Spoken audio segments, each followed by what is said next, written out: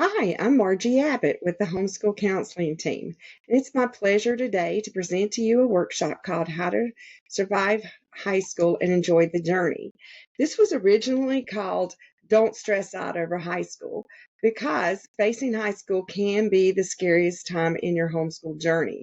Lots of times there's lots of questions that you maybe have never had before that you don't know the answers. There's a lot of uncertainty, but today I am hoping I can bring a lot of freedom and flexibility to your journey. I want to start out by just talking about some myths of things we might have making us concerned.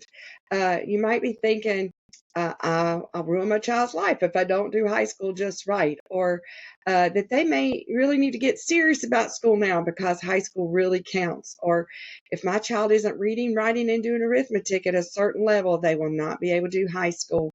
I even knew a lady that held back her 16-year-old from high school because he wasn't reading and writing according to what she thought needed to happen. And she was so relieved when we talked and she found out she had freedom and flexibility. You might even think that you need to replicate public or traditional school in case your student decides to go back to school or to be ready for college. But really, there is no magical formula on how to survive high school. The most important rule to start out with is just do not freak out. Don't stress out. Don't worry. Don't lose sleep. Anxiety is only going to be spread to your children. They will feel it if you're stressed out. So just take a deep breath and remember the homeschool counseling team is here to help you. I will encourage you to watch all the way to the very end of this webinar because there will be good stuff all the way to the end. Even if you have to take a break, I encourage the whole family to watch it. Your students, is it just for mom or just for dad? It's for all of you because we want you all to be set free to homeschool high school. You may have heard this quote, if you fail to plan, you are planning to fail. So we are going to keep it simple, but we do want to have a plan for high school. So we provide you with this basic high school roadmap to graduation. It lays out all the different credits you'll need. We encourage you to write and fill in what you think you're going to do with a pencil, not a pen. These different requirements may vary from state to state, but the homeschool counseling team is here to help you navigate that as well. So let's break it down. First, let me clarify the terms diploma and transcript. Most of us, if we graduate high school, walked across the stage and got this beautiful certificate in a folder, and it's called the diploma. But it really isn't the most important part. It's the high school transcript. And it may look different depending on what schools it's coming from, but basically it is the part that tells the story of what your child has accomplished and the credits they have earned throughout high school. We even may be confused with diploma and transcript when we hear the terms standard diploma, honors diploma, modified diploma, or will my child get a diploma at all? A lot of times when we start thinking about these things, the children can be like in 7th or 8th grade and only 12 or 13 years old, and we have no idea what they're going to do when they grow up. And what if they change their mind? What does all this mean? So as we go through this, I just want to walk through the different parts, and I want to start out with special education. It's one of the roads to finishing the high school years, and students will receive a certificate of completion. To identify special ed students, they may typically just be able to work on life skills to the best of their ability. They may not be planning to live independently as adults or work jobs to provide for themselves. But there are benefits to taking this path. You will not have to be concerned about high school credits for a diploma. And there is a value in this option in getting assistance for challenges and disabilities. If you show a transcript with a bunch of credits and accomplishments that really weren't accurate, then the student might actually lose the ability to get the assistance they need. Then there's the terms accommodation versus modification, and these are confused so many times. Accommodations is when a student is given a non-traditional tool to help them learn the material. A modification of a course designation is needed when a student is unable to learn the material. But don't worry, we're here to help you. On the modified road to a transcript, you do get a transcript and diploma. The course titles are entered on the transcript to describe that those courses may have been modified, not teaching or learning all the information. And this tells the student's story and their accomplishments. But lots of times, not all the courses are going to be modified. You may have a child that really struggles in math, but is really good in something else. We help you navigate what that looks like. And I like to compare accommodations to wearing glasses. Glasses are often associated with being smart, but they're actually an accommodation to facilitate learning. And not being able to see well can hinder your learning. We use these different accommodations to help our children learn. And it's not modifying what they learn, it's helping them to learn. Just remember, it doesn't matter how your child learns, it matters that they're actually learning, and you can use whatever it takes to make that happen. And I'm going to give you some ideas today. We want to give you the freedom and flexibility because they are the keys to surviving high school without stressing out. So first thing I had to come to realize that really helped me have freedom and flexibility is that I had a public school trained brain, that I believed that it was all about taking tests and structure and essays. I believed we had to get up at 7, do math at 8, English at 9, science at 10, social studies at 11, ring a bell, say the Pledge of Allegiance.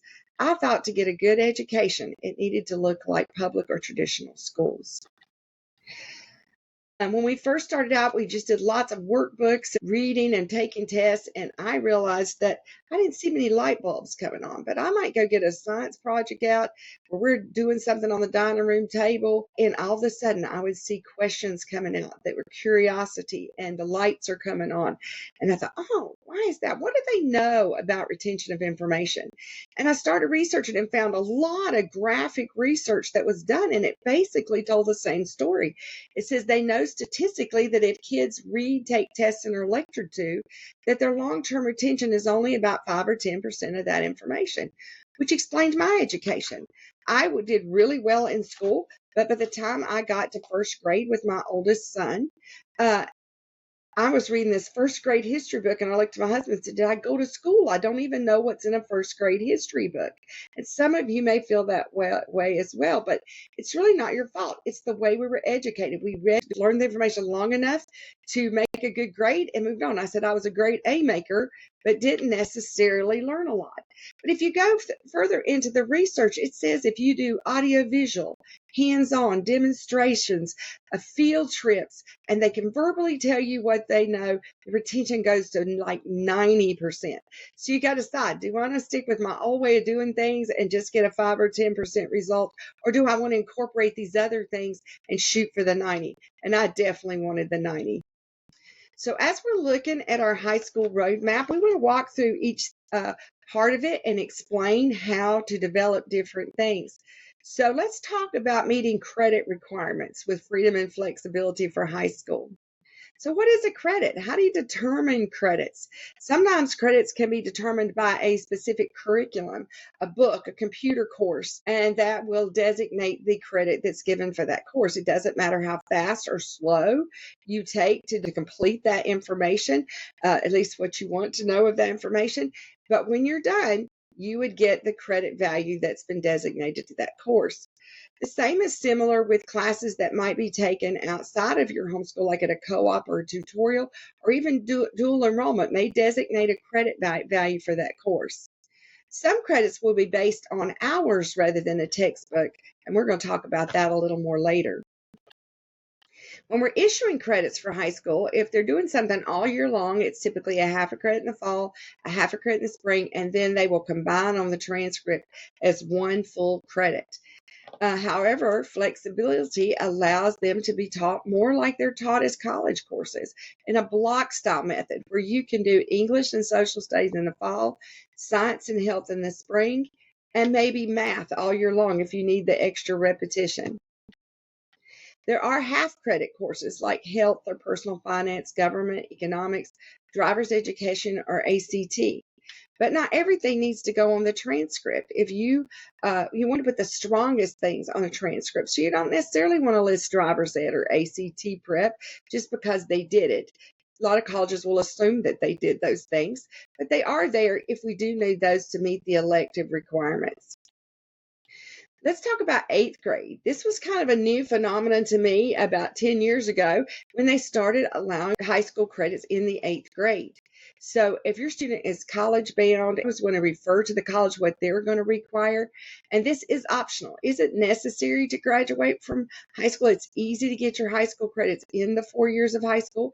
Say you've got a student that's ahead in math, and maybe they want to go ahead and get started on that Algebra 1 or Integrated Math 1. Or maybe you're already going to be doing biology or physical science with an older student, and you could just include that eighth grader as well, and they can both get credits at the same time. World history, world geography, or foreign language. Don't stress out. We're here to help with that. Remember, as I walk through these different ideas, this is your homeschool and the decisions are up to you. I like to describe it as I'm laying the cards on the table. I'm giving you ideas. And as you look at each of your individual students, you can figure out what works best for them. So I love giving you options. So let's break it down, each subject area, the options you have so that you can enjoy your homeschool journey with your family. So we always will start at each high school year looking at your 4 core subject areas, which is English, math, science, and social studies. And the requirements that for these may vary per state, but we're going to give you what's the typical average that's required. So typically you have English each year of high school. And let's keep it simple. Let's title it English 9 Literature Composition, English 10 Literature Composition, English 11 Literature Composition, English 12 Literature Composition. So what might you think the 2 most important components of high school English are? Yes, literature and composition. Literature and composition does not mean just reading and writing, because it's important to remember it doesn't matter how your child learns. It matters that your child learns. So we're going to talk about some different options. You may have noticed that not every person reads well or comprehends well or even learns the best by reading books. One of the things that breaks my heart is this typical traditional school brain belief that if a person reads and takes tests well, that they're smart. And if they don't, they're not. A lot of times parents will call and say, hey, Johnny does really well in school and he's really smart, but you know, Susie, she doesn't do so well in school. She's really not that smart. Oh, yet there's some of the smartest people in the world are known to not do well in traditional school. Thomas Edison and Albert Einstein, just to name a couple. So let's also remember that most people love to read what they want to read. I've had students that didn't want to read the literature books at all, but loved reading about hunting or guns or wars, or as long as they're reading, they will always be learning. But sometimes students struggle even with reading. We had a daughter that was dyslexic, and reading was just not going to be an option. The words literally jumped on the page. There was no glasses to fix that. She needed to be able to learn a different way. So when we realized that she was an auditory learner, that she needed to see things, she needed to hear things, we found this incredible high school curriculum called Movies as Literature. Catherine Stout takes 17 pieces of literature and shows you how to analyze them through watching the movie. I learned more than I had ever learned about English literature in working through this curriculum. We had so much fun the first year. That the second year we decided to do British literature's movies, and we did 23 pieces of literature. Now, there isn't a maximum or minimum how much literature you do, but we just found it a lot of fun. We would pop popcorn, get pizza on a Friday night, invite friends. We could have socialization, family, anybody that wanted to watch a movie with us. And instead of writing in the workbook, we had a roundtable discussion about the questions in the workbook. This totally changed their comprehension and what they learned about the literature. But also, one of our daughters went to college, and she came home and said, kids do not know how to have a discussion in class in college. She said, I think we learned to do that around those movies. So just a little extra bonus we got for doing that. Also, we learned a lot about our kids' thought processes and ideas so that we could keep a tab on those things as well. Our daughter had this tool called Learning Ally, and Learning Ally was where she could get all her books audio read. And even into college, she could get her books audio read. So it didn't matter how she received the information, whether it was reading, an audiobook, or a movie. There's a lot of options out there, and a lot of them now are even free to be able to give them tools. And it's an accommodation. You're not modifying what they're learning, you're actually increasing what they're learning. And remember, it doesn't matter how they learn, it matters that they learn. So what is composition? Is it about writing, handwriting, spelling, grammar? I would proofread papers for these really smart college people, and they would run on sentences and misspell words and use horrible grammar, and they would just have me fix it. And I began to realize it wasn't about all the logistics of it. It was, could they get their thoughts out of their head onto a piece of paper? And that is the real goal of composition. It's how we're going to get there. Now, my boys, I taught them to write really well, but by the time they went through puberty, their handwriting was just like their dad's. And I was like, but you never taught them to write. So don't be surprised if that young person's handwriting changes as they get older. But also, kids' brains can be running faster than their hands can write. And so, you ever heard somebody say that a doctor's handwriting was really messy? Well, it might be that his brain is just running really fast, and they're trying to keep up with it with their handwriting so they can learn to type. My oldest brother learned to type when he was like 4th or 5th grade because he was so smart you couldn't read anything he wrote. But his teachers were smart enough to give him that tool in his hand. Nowadays, we have technology where you can voice text into an email on your phone and send the email to your computer and copy and paste it into a Word document. Newer computers, they allow voice texting right into the document. There's Word documents that have grammar and spell helps, which are like a proofreader built right in. Students continue to learn even as they see the program making suggestions and corrections. This is just a great flashcard kind of way to continue to learn that grammar spelling in a much more simple way. We need to take advantage of these multi-sensory technology that's available today. We help our children to learn this way, but accommodations are not modifications. They are actually enhancing the learning. So let's go on to the worst taught subject in America, and that is math. It causes more heartache for parents. I would say 9 out of 10 conversations involve math, either struggling or succeeding. There are questions. Other options for high school math credits are available. But most of the time, we look at what the public school offers. And traditional schools tend to only have so many class periods, so many teachers, and so they have a limited choice of what your students can have. So we can get stuck in the public traditional school mindset of Algebra 1 geometry, Algebra 2 advanced algebra and trig, and if you can't do these, you're probably not going to college. Well, this is not true. This is just not true. I want to start out by talking about foundational math skills. I took all the geeky math in high school and went on to be an accountant, and I used addition, subtraction, multiplication, fractions, decimals, and percents, and I got to use a calculator. Lots of things that they're looked on as not being important, but they were very valuable. And so not every career needs higher level math.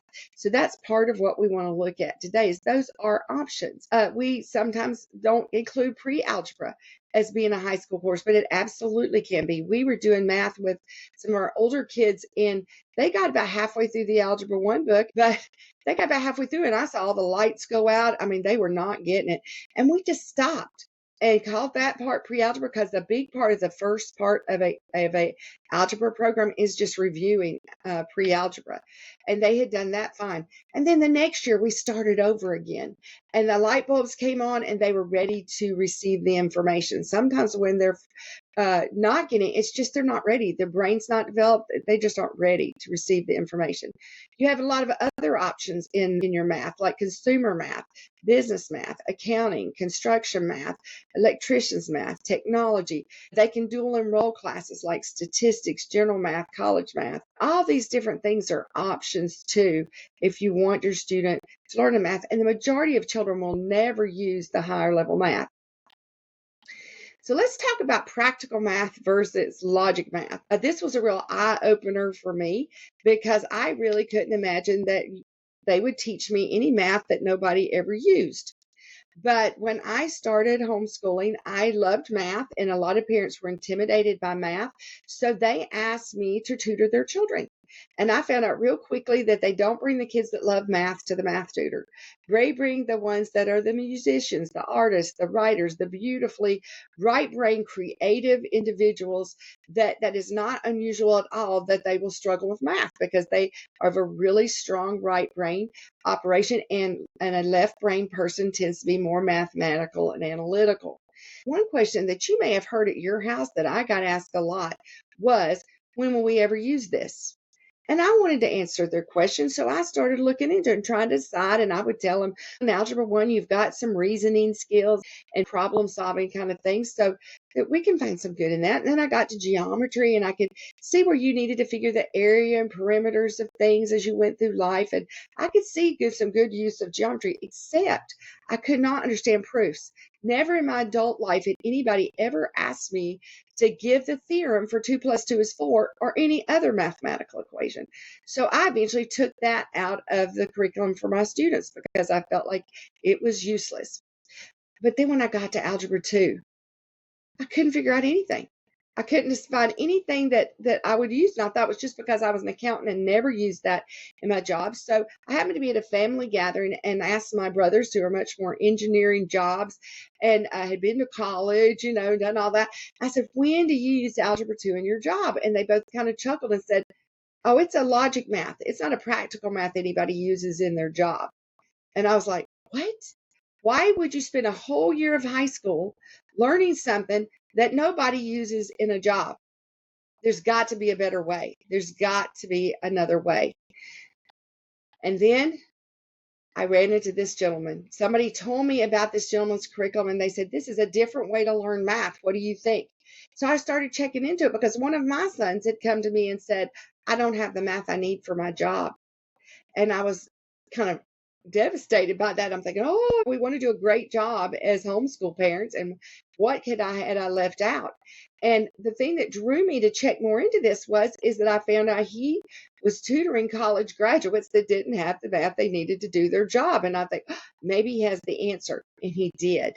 So this gentleman, Dr. Dale, designed this program to where in the first 4 credits in his math that they learn the practical high-level math.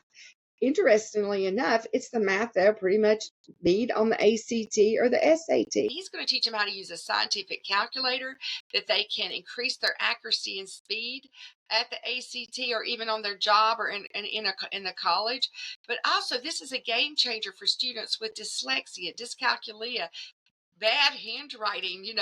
When I was teaching, a lot of times the mistakes weren't because they didn't understand the concept, is because they would make mistakes because the handwriting was messy. And so this is a real game changer. He does have a video with every concept, so it's audio visual. The kids can go at their own pace. Each student can master each concept, not just pass it, take a test and make a B or C or fail and everybody moves on. They get to work at their own pace. He does have a form available on there to help with questions and problems that has helped kids work independently, even when they get beyond the math we as parents remember or know. They do give a 30-day money-back guarantee. I think this is just amazing. I don't know of any curriculum that will do this, but they say if you try for 30 days and it's just not a good fit or your student's not ready, they will give you your money back. And I'll tell parents, at least you learn how to use that calculator, because I never knew that you could learn to do so many things and make that accuracy and speed increase. And this is especially good for people with trade jobs and engineering jobs. I encourage parents to get on this, try it, see how far the student can go, and then we can figure out some of those other options that are best for them. Now let's talk about the 3 credits of science. I probably learned as much about learning to love to learn science as any other place I taught my children. But I want to tell you about a special field trip we went on one time. We went to a university science lab for a field trip right before our oldest child was going to high school. And they told us to make sure that we had a question for the professor that was taking us through the science lab. So I decided to ask what kind of microscope I needed to buy for my student to be ready for high school and college. And I remembered we used microscopes in high school. And so this professor totally changed my perspective on science. He looked at me and said, "Ma'am, do not buy a microscope." He said, "Go buy your children magnifying glasses. They will magnify as well as any microscope you can afford, and they will be able to magnify more things. And maybe they will realize that science is all around them. It is not just read a book, take a test." He said, "If you could get them excited about science and they show up in my lab, it is actually pretty easy to teach them about Bunsen burners, test tubes, and microscopes. Give them a love for learning. Give them a love for science." So I thought, okay, there's my challenge. I need to figure out how to make this fun. So even if I was using a textbook, I looked at the boldface words and the topics, and we looked for field trip ideas. We looked for places to go that people were actually using the science we were studying. We did hands-on things that we could do at home. We looked up experiments that we could do that they could see what was happening. And we were in biology. I remembered we dissected things for high school, and I did not learn anything from frogs and worms except for that formaldehyde smells really bad. But one day I was getting this chicken ready for dinner as I was contemplating that I didn't want to spend the money to order frogs and worms. And I pulled out the sack in the middle, and there was a gizzard, a liver, a heart, and a neck. And I went, "Oh, this was a live animal and it's bigger and everything. Let's see what we can find out." So I had my kids get their magnifying glasses, and we went through and we found the muscle tissue, the skin tissue, the fascia tissue, the fat tissue. We looked at the bones, the ligaments, the joints. We looked in the marrow in the bone. We took one bone and put it in a glass of Coke, and that'll be a fun experiment to find out what happens when you do that. And we opened up that neck and we saw the vertebrae. We got in on a tangent. This is a fun part about science, is that kids will ask questions and you can learn to go explore and find out more information. And they got interested in the gizzard. Is that like a human stomach? How's it different from a cow's stomach? And we found ourselves spending the rest of the day looking up stomachs. But science without mostly hands-on experience is really not science. You're just regurgitating information and they won't retain it. You've got to put the hands-on in there and the experience, and then allow them to talk to you. A lot of traditional school settings, they're asking them to sit down and be quiet. But we want them talking to us, telling us what they know, so that retention of information will be there. And we can also offer a lot of different options. Again, traditional schools, limited options, and we think, oh, this is what it has to be because that's what they offer. But that is not what you want in science. You get the opportunity to follow their interests. They might be really interested in forensic science because maybe they want to be a detective one day, or maybe they love astronomy, or maybe they're really into nutrition and health and they want to learn more about that, or maybe they love horses and they want to do equine science. Follow their interest, because what you're doing is developing a love for learning. And if they love to learn, they'll learn the rest of their life. And science is a great place to develop that love for learning. So let me give you a few ideas about tips on choosing curriculum. And the reason I choose to share this right here is because where my eyes were opened was with a science curriculum. We had 2 older children, and then 5 years later, God gave us 4 more. Our curriculum had changed. We didn't have the previous curriculum for some reason, and we just thought we needed the newer curriculum. So we bought this newer curriculum, and it wasn't long before I realized that the lesson was having my daughter memorize the scientific names of algae. Now, I don't know about you, but I've never needed to know the scientific names of algae, so I proceeded to pretty much have a homeschool mama come apart. I just said, we're not doing that. I looked at the book. I was, "Will you spend 2 weeks memorizing the scientific names of algae? I've never needed to know that. If you need to know that, you can learn that in college, but we are not doing it here." I said, "Get a cup, go down to the pond, scoop up some algae, look at it with a magnifying glass. You've got algae. We're done." I was like, this is ridiculous. I couldn't understand why this was added to the curriculum, because it had not been in my older children's curriculum for biology for high school. It had not been in my curriculum for high school. I had never heard of anybody having to memorize scientific names of anything in high school. And then I began to realize that curriculum is not like a cell phone, where, if you get the newest edition, it's the new and improved with bells and whistles. It's actually worse in most cases. So you want to watch your curriculum. But I didn't know why the change was. You know, I'm a why person. I came from accounting background. I looked at everything. Is it worth your time, your money, and your energy? And is it going to give you the product that you want? And this was not giving me the product I want, for me to try to figure out what should and should be included.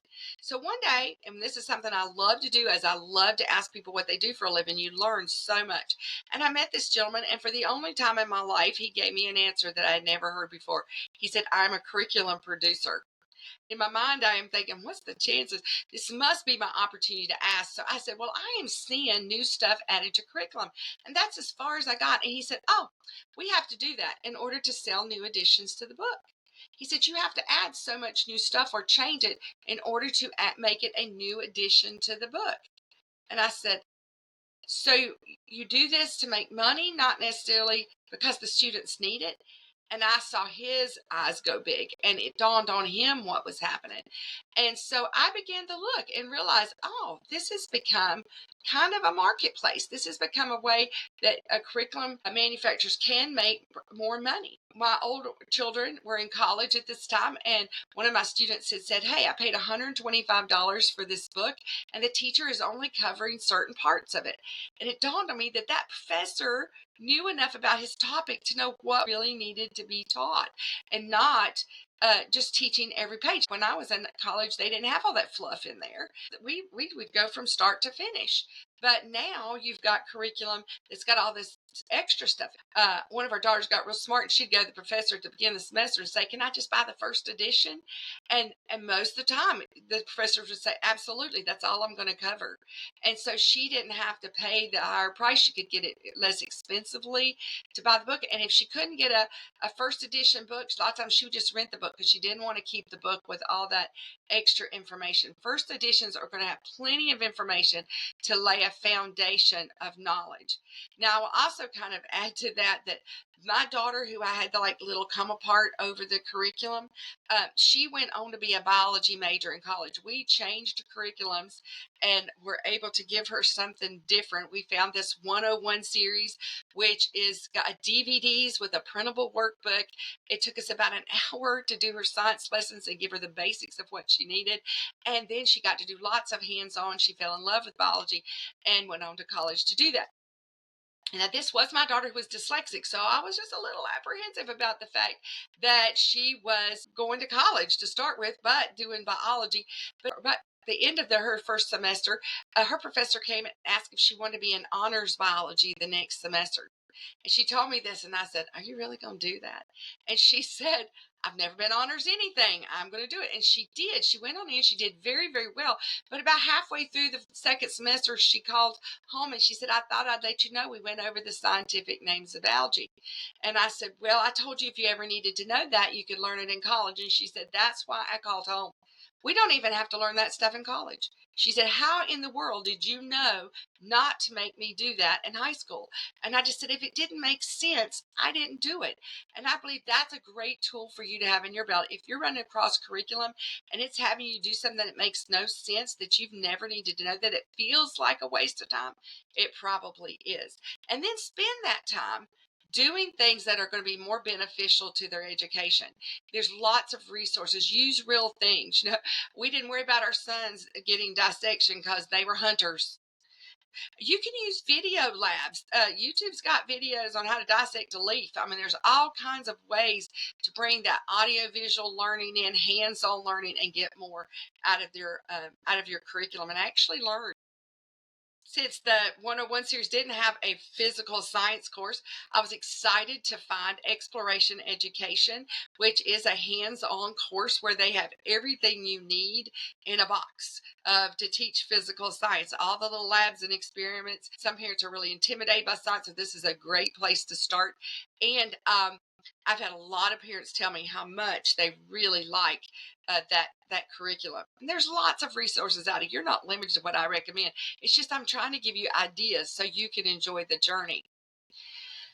3 credits of social studies is typically what is required. U.S. history plus 2 other social studies if you're within the United States. If you're in another country, it could be different. There are other social studies options. If you want to do psychology, philosophy, theology, sociology, anthropology, they have ology, but they're not sciences. These are actually social studies. When I was in high school, I took current events. We read the newspaper every day. I'm sure we'll do something online. There is places that you can learn current events every day. There's Christian worldview. You can dual enroll social studies. There's a lot of different options. Even in teaching U.S. history, there's different options. We loved audiovisual options, things we could do together as a family. I purchased the American Heritage series by David Barton. Highly recommend it. Now it's free on YouTube. Uh, the Men Who Built America, very interesting series on YouTube's Crash Course History, and other courses are there, easy to access on YouTube. Hillsdale College has The Great American Story and the Land of Hope. Again, more audiovisual driven. Learn Our History is animated. Some kids really love animated things and they relate to that. So that's a great one. And I learned so much about not only U.S. history, but that also has a lot of civics in it too, government and civics things. So you could probably get 2 credits if you watched all of what they had and learn more than you've ever known. And you can teach little ones and older ones all at the same time. I also wanted to point out that the timeline is a wonderful way to learn history. We would plot out all the wars and different things we were studying on the timeline. I did not know order of history at all until I homeschooled my children. I learned it in bits and pieces, but the timeline really pulled it together where I could see how it all fit together. There are history curriculums that integrate more than one subject at a time. So we use Konos History of the World, Mystery of History, Biblioplan, Not Grass History. They all, at the very least, will get you an English credit, a social studies credit, and a Bible credit by just using that one curriculum. Depending on how much you do in each of the different things, you could probably do enough to get an art credit or art appreciation credit, study skills, speech, drama and theater. When we were doing the history of the world, our kids actual wrote a play, made the costumes, built the set, and put on a whole theater production for the families. Just depends on what they're interested in. If that's not something they want to do, you don't do it. But you do whatever part of it works for you. And some of these do have audio visual components. You have a student that loves to read, that there's a lot of reading components. But say we were doing not grass and they recommended a book to read, but my student wasn't interested in it, then we may go watch a movie on it and just do it that way. You've got that freedom and flexibility to use this curriculum that works for you. But hooking things together does help, and a lot of these do tell you how to build a timeline to go through the history. Great resource. Another one I like to share with families is about world geography. I learned a lot trying to teach world geography to my children. First off, we started with a curriculum and it was boring and I was falling asleep with my kids and I figured we weren't learning much. So we found this free website called Shepherd Software. And this was back when computers were fairly new. So all that was on that website was world geography and state geography. And so I had my older children start doing this, and in no time they could take a continent, move every country on by shape, name it, put the topography on it.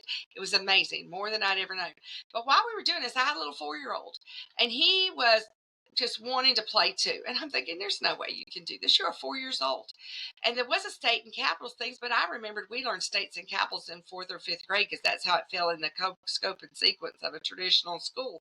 But I thought just to appease him, I would let him sit down while I was getting dinner ready and he could sit and play on the computer the states and capitals game. I think it was about 2 to 3 weeks. He knew every state and capital by playing a game because it was fun long before 4th or 5th grade. So I call this teaching to the oldest child. A lot of times when you're teaching something to the older child, you can just incorporate the younger children into it. So if you're studying biology, everybody can learn plants, animals, and people. If you're learning U.S. history, everybody can be studying U.S. history. So you don't have to have a curriculum for every child. It's just too much. I had 6 children. There's no way I could have everybody doing something different. But when we incorporated and we taught to the oldest child and let it trickle down, all our field trips could be on the same thing. When we went on a field trip to a orchard or a greenhouse or somewhere where we're studying plants, everybody went and everybody learned. And lots of times they learned things far sooner than they would in a traditional scope and sequence education. Constitutional literacy is another great social studies that we loved. Teaches us about our Constitution and our government. It does have a workbook. We were not workbook kind of people, but if you are, there is a workbook. But we did watch the DVDs.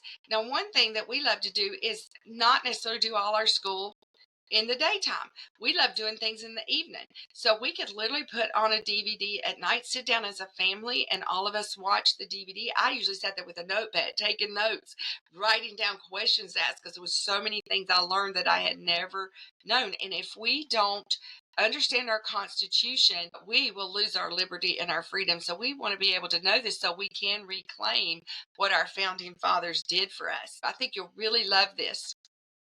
So as we've looked at the English, the math, the science, and social studies, those core subjects, now we want to go on and talk about the other things that are required to graduate. But I first need to explain non-textbook courses. Not everything needs a textbook in order to count for credit. PE is a great example. It can be walking, biking, hiking, swimming, jumping on trampoline, basketball, farm work, whatever your students are doing. Any activity can count as PE.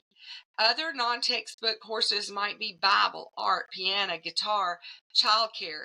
All of our older children that helped raise the younger children got child development credit. Home economics, auto mechanics, farming, your work experiences, job shadowing, all the different things they do. We can help you figure out how to best show that on the transcript and earn credits. And typically this is figured out by hours. Now, one guideline that I've seen used is that a minimum of 150 hours is a full credit.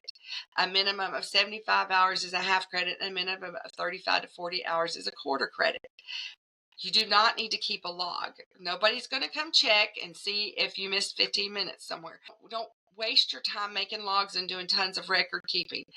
But in reality, no traditional school does anywhere close to 150 hours of anything. They know in the typical school day, teachers get to teach about 5 to 10 minutes in a typical class period. That means in a whole week, the average is 25 to 50 minutes for any particular subject that somebody might have actually been communicating to the children in that class period. But let's just say they get a whole hour, and they do it 32 weeks of the school year. That is only 32 hours in a whole school year that somebody might be talking. But let's say the parents are actually homeschooling at night, which is called homework, and they do another hour every week on that subject. It's 64 hours. Say they do 2 hours. That's 96 hours. It's still nowhere close to 150 hours. So then rather than worry myself with the number of hours, my guideline was simply a lot. If my children did that a lot, they were going to get a credit for it. One of our girls was very artistic from the time she was very little. She was always drawing pictures, doing things. I'm just going to give her an art credit. And then she went on to take an advanced class in art, and so we're going to give her an advanced art credit. So that was something she was really gifted at. Another place that we don't necessarily think about being a non-textbook course is health. Health is one of the most important things you will teach your children to maintain. Health affects all the aspects of our lives. It'll affect school, work, finances, relationships, activities, spiritual life, etc.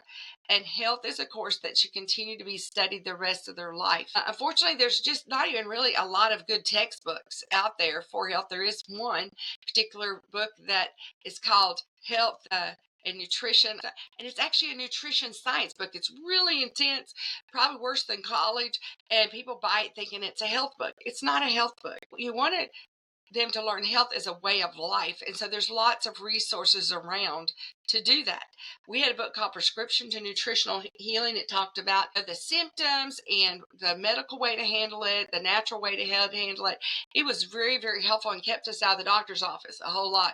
We realized that health is nutrition, exercise, rest, and fun. And there's lots of resources on YouTube. There's apps you can do, but it's nutrition, what's in your food, what shouldn't be in your food, junk food.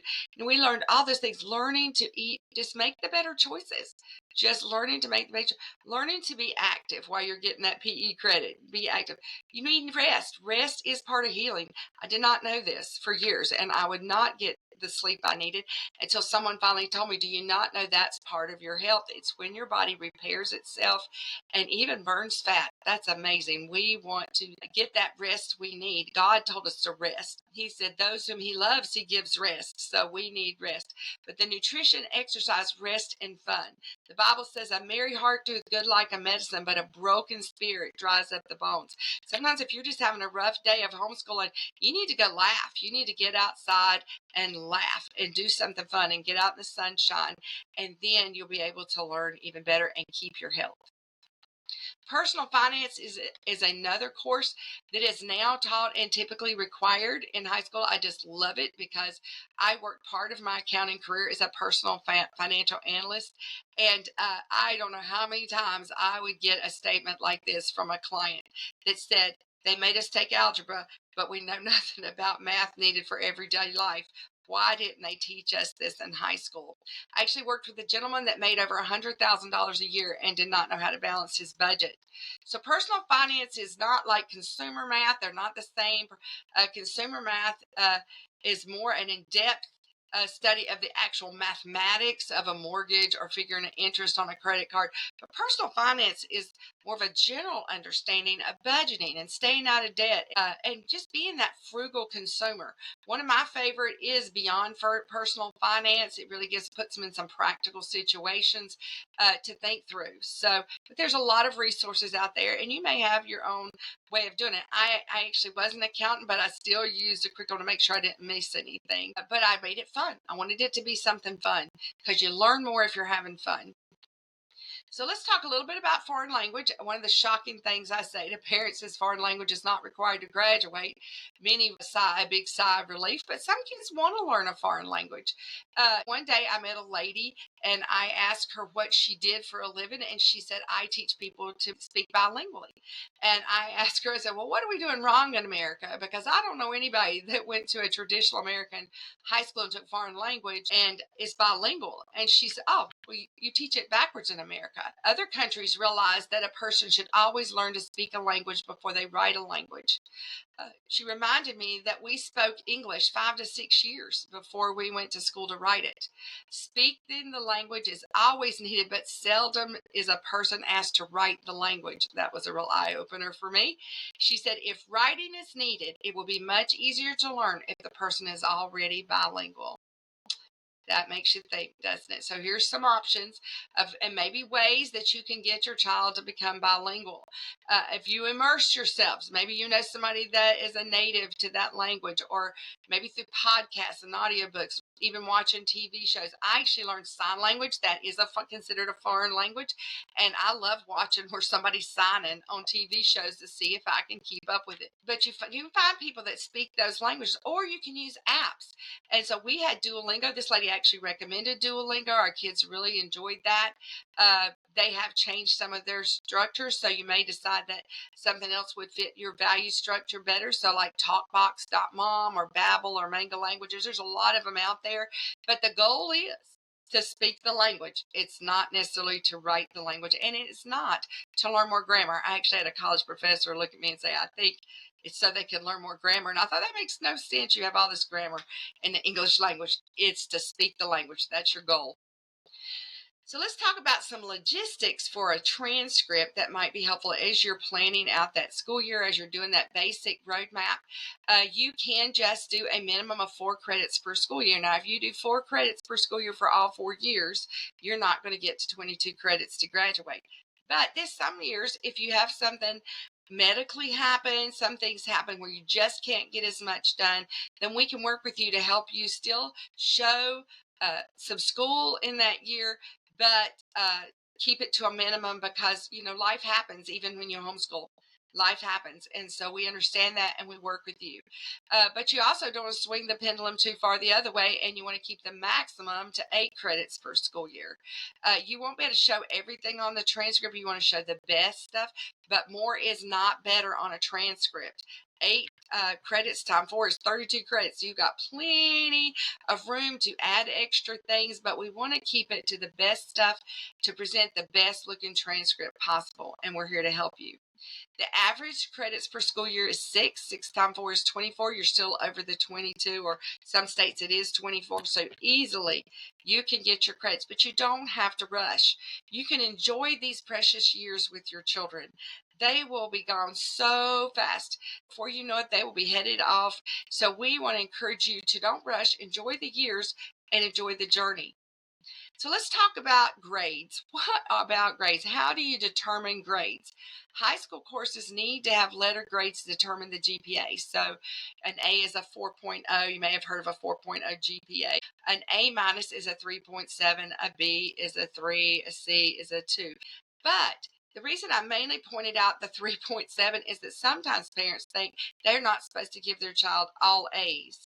And so they'll give them an A minus, and suddenly their child no longer has a 4.0 GPA and may not qualify for some scholarships, even though they probably got a better education in their homeschool than the kids that got the 4.0 in a traditional school.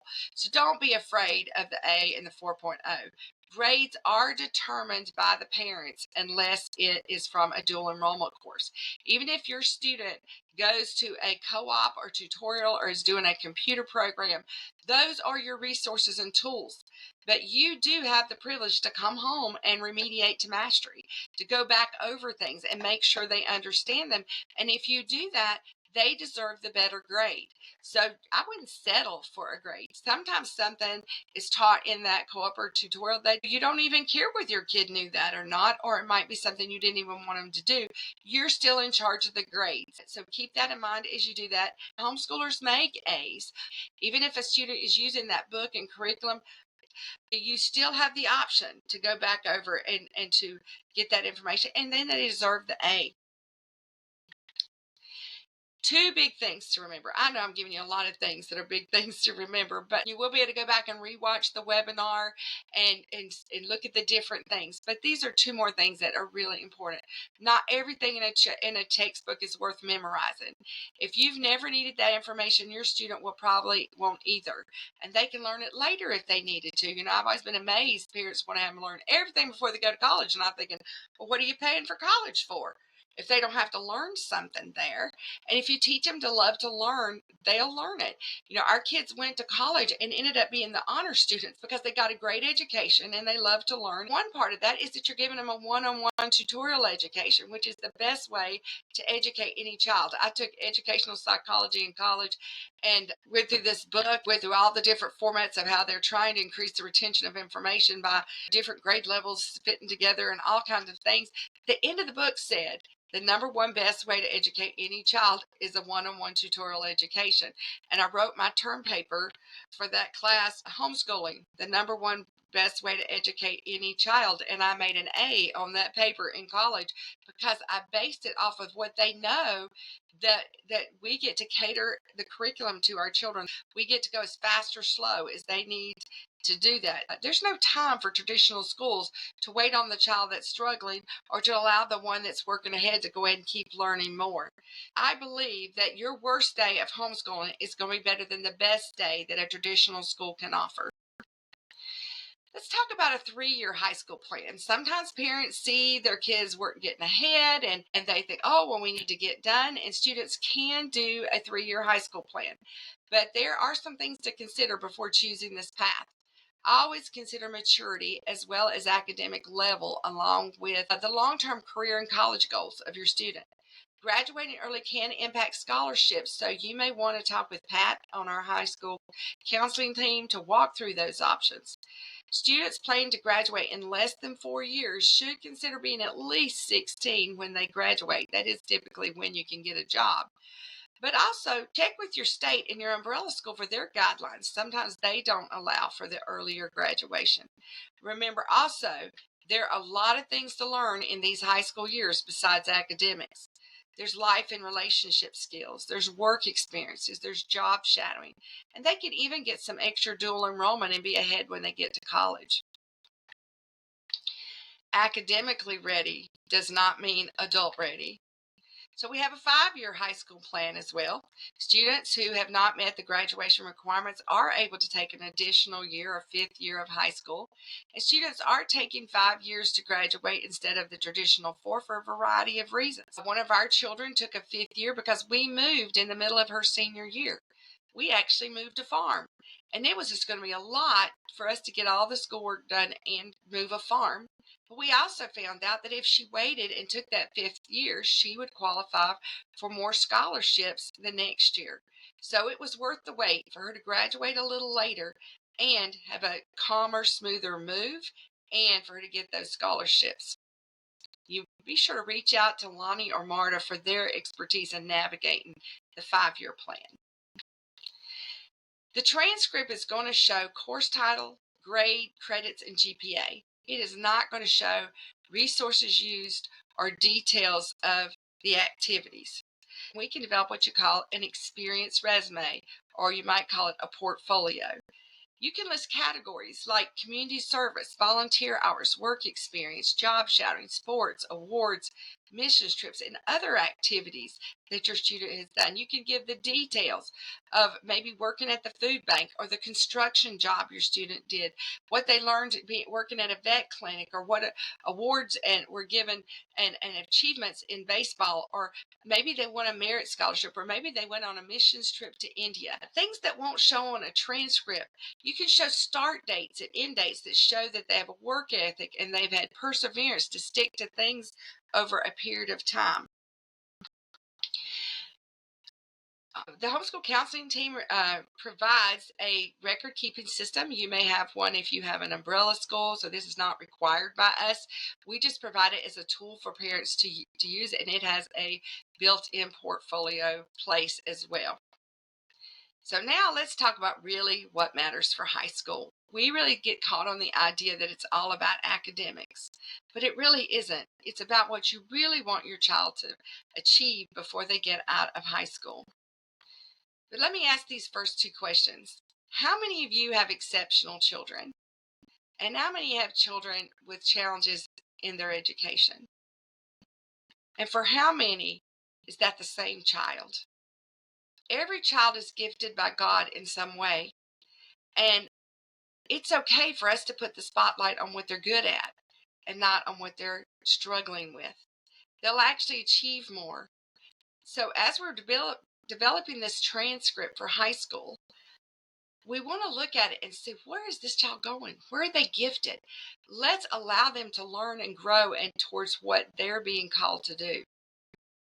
We need to not compare them to anybody else's children. We couldn't even compare them within our own family. Our 6 children were so totally different, and we just could not believe 2 people could have 6 children so different. And yet, a few years back, one of our sons said, "I know what we all have in common. We're learning junkies." And I thought, that's okay. I'm good if you all are learning junkies. He said, none of us are interested in the same thing, but we all love to learn. So remember what the main goal is. Our main goal is that you're raising adults, not children. A lot of times we get caught up in having things so easy for our kids, but we really want them ready to be adults, to be contributing members of society. So my expectations were not only that my kids could feed themselves, but they would be adults when I was finished, that they would treat others with respect, that they would treat their bodies with respect, that they would be loyal to their word and their commitments and tell the truth, that they would be a hard worker and they wouldn't be lazy, that they would love to learn and they would love God.